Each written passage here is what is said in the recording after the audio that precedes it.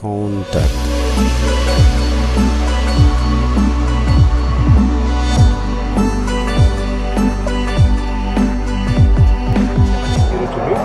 Et nous nous sommes inscrits sur cette thématique-là qui est laisser le journalisme prospérer pour une meilleure couverture, vers une meilleure couverture de l'actualité. Alors, l'égalité des sexes et bien entendu la sécurité des données à l'ère du numérique. Comme vous pouvez le constater, ce sont des questions qui sont des questions d'enjeu, ce sont des questions de société, mais surtout des questions qui sont des questions d'actualité.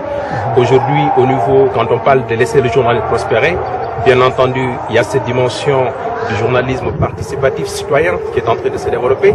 avec la philosophie du do it yourself qui fait qu'aujourd'hui tout un chacun peut se lever du jour au lendemain, se dire qu'il est journaliste.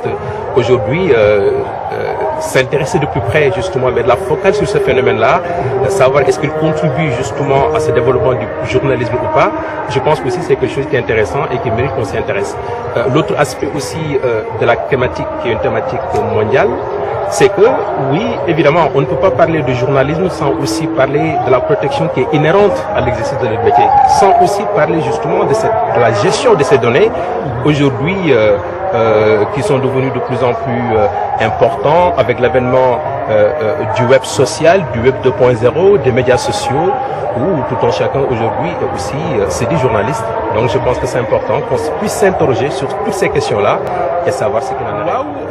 karange journaliste yi peut-être dañu lu ñu mën a jàngatee la ci wàllu yu bëree bëri li ci jiitu mooy ki nga xamante ne mooy tas xibaar war nañu mën a fexe ba mettre ko ci conditions yoo xamante ne dina ko permettre mu def liggéeyam ci ni mu waree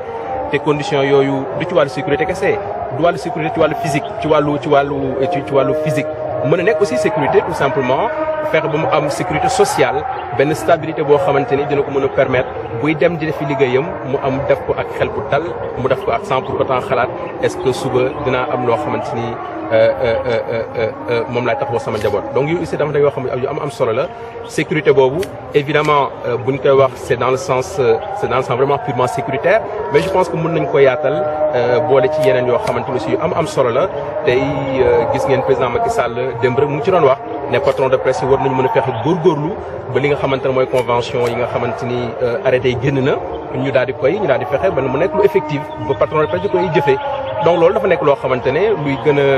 a jox gëdd li nga xamante ne mooy liggéey journalisme bi la li gën a jox gëdd ki nga xamante ne mooy journaliste def ko ci ay conditions yoo xamante ne dina tax mu def liggéeyam ci anam